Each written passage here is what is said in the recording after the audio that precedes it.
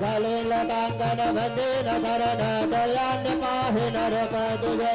प्रेमे अलङ्गिन नद्य भोजन भवे वाळन मने नाम त्वमेव माता पिता त्वमेव बन्धुः सखा त्वमेव विद्या द्रविण त्वमेव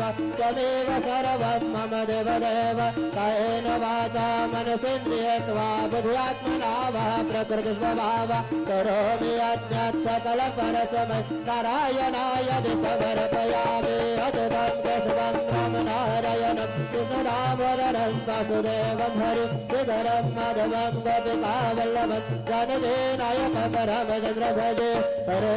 राम राम राम हरे हरे हरे कृष्ण कृष्ण कृष्ण हरे हरे श्री गुरुदेव दत्त।